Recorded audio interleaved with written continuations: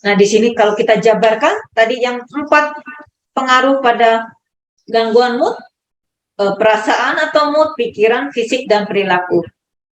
Pada pasien bipolar mania, moodnya dia berlebih gembiranya, senang.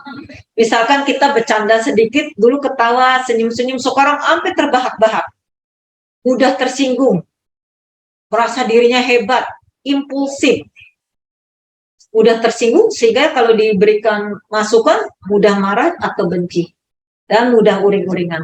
Bagaimana pikirannya tadi saya sudah jelaskan, banyak ide, rasa hebat, percaya dirinya tinggi, semua ingin kompetitor, wah dia melakukan apa, saya harus juga bisa.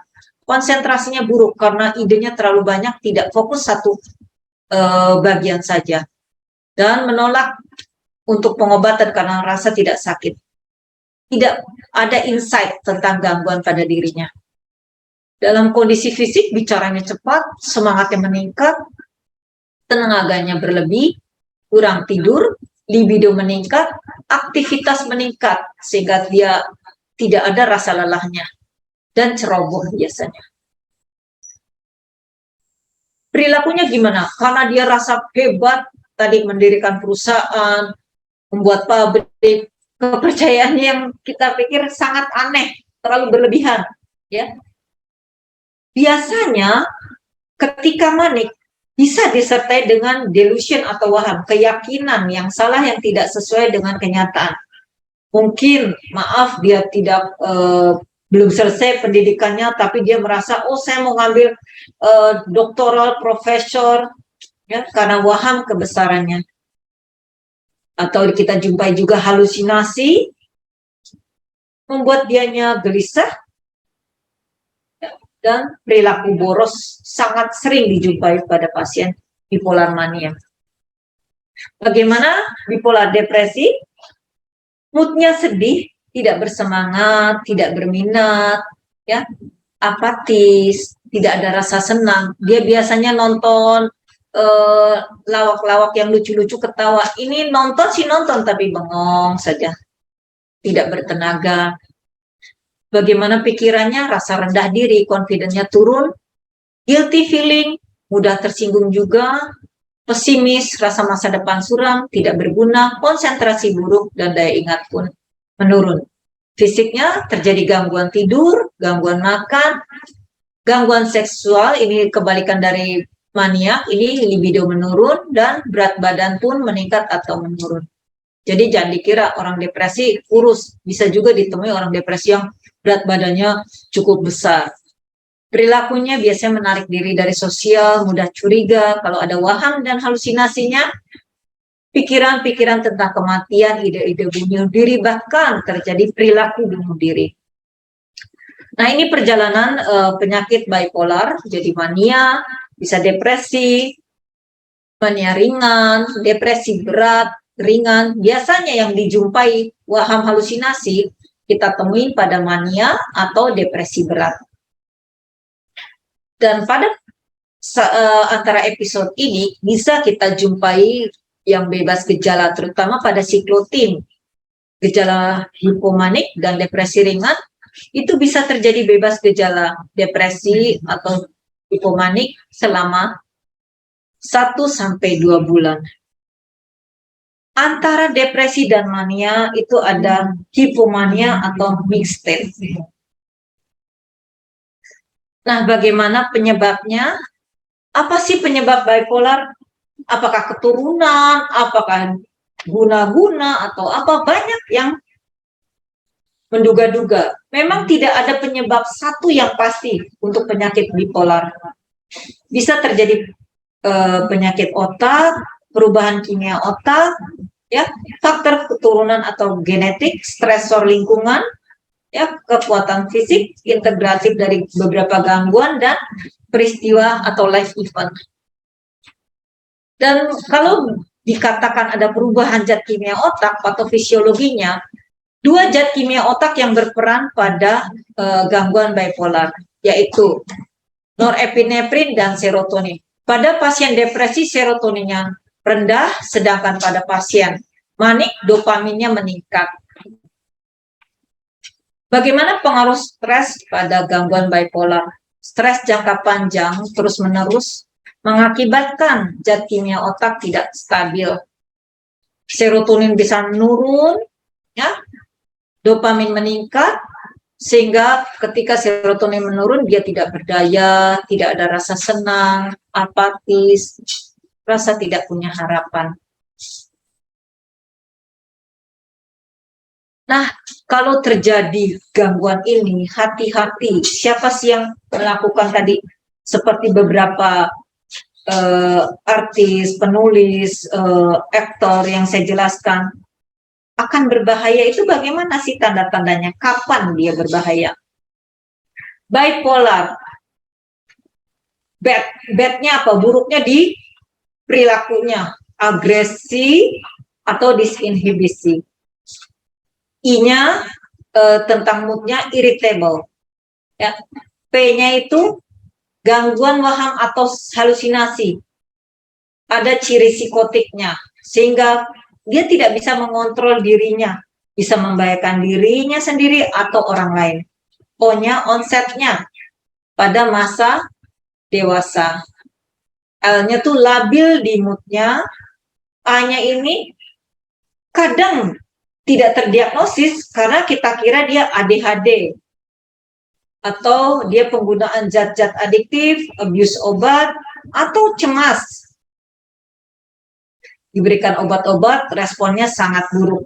Jadi, kalau sudah ada perilaku yang agresif, disinhibisi, irritable mood, ada gangguan waham halusinasi, labil dari moodnya, ini ciri-ciri pasien mulai bahaya. Membahayakan diri atau orang lain. Bagaimana tentang bunuh diri? Tanda-tanda peringatan pasien ingin bunuh diri biasanya bicara tentang kematian. Bahkan dia pesan-pesan ke teman. Misalkan kalau gua mati, itu ada loh barang kesayangan gua karena lo suka, itu boleh nanti minta ke keluarga. Ya, jadi dia sudah mengungkapkan dengan baik. Terus juga dia menyakiti diri sendiri, cutting atau membentur-benturkan kepala, tujuannya supaya dia meninggal. Merasa putus asa, tidak berdaya, tidak berharga. Biasanya mau bergaul, menjauhi teman, bahkan di keluarga juga sering mengurung diri di kamar. Ini tanda-tanda peringatan ingin bunuh diri. Bahkan dia sudah menulis surat-surat wasiat yang menurutnya kalau sampai dia meninggal, keluarga atau temannya bisa mengetahui kenapa dia melakukan tindakan bunuh diri. Beberapa biasanya ini pada pria mencari senjata atau meminum bermacam-macam pil, apapun obat-obatan yang ada di sekitarnya. Bahkan pasien saya itu ada obat paracetamol, ada obat diabetes orang tuanya, obat hipertensi, obat jantung, dicampur semua dia minum jadi satu. Jadi uncontrol ketika sudah ada ide-ide bunuh diri. Bagaimana pengobatannya? Pengobatannya ada dua hal yang kita lakukan, farmakoterapi dan psikoterapi. Farmakoterapi apa saja sih? Kalau depresi otomatis kita berikan antidepresan. Ditambah juga mood stabilizer juga bisa, atau antipsikotik yang bisa kita gunakan untuk pasien-pasien depresi juga. Bagaimana kalau pasiennya mania? Biasanya kita kasih mood stabilizer yang cepat itu golongan lithium dan Depakote. Ini cukup memblok untuk pasien manik. Atipikal antipsikotik seperti risperidon, anti cemas golongan benzo, alprazolam, clobazam, atau golongan lainnya, dan golongan donepin.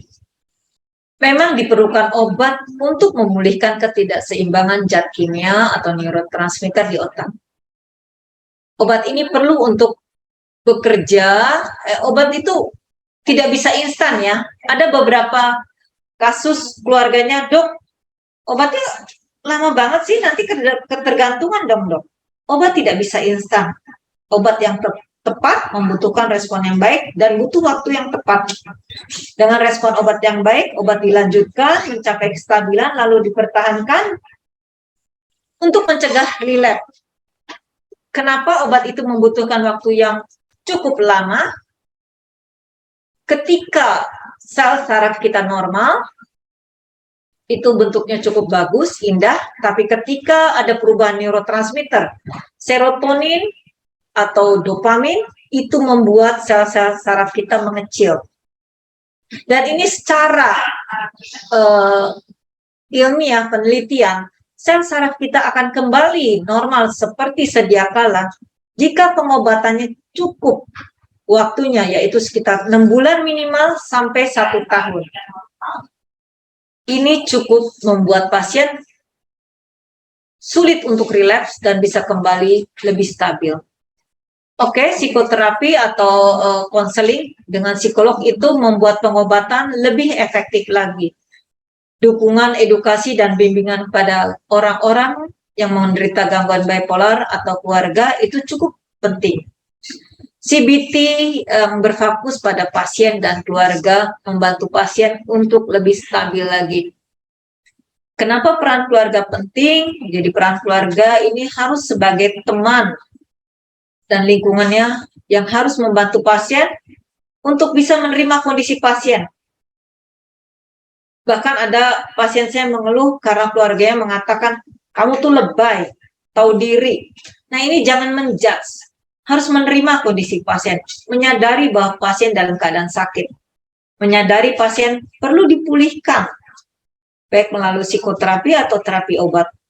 Yang utama adalah keluarga inti, yang dekat dengan hati atau perasaan, karena gangguan suasana perasaan, jadi harus dekat dengan perasaan mereka atau hati mereka.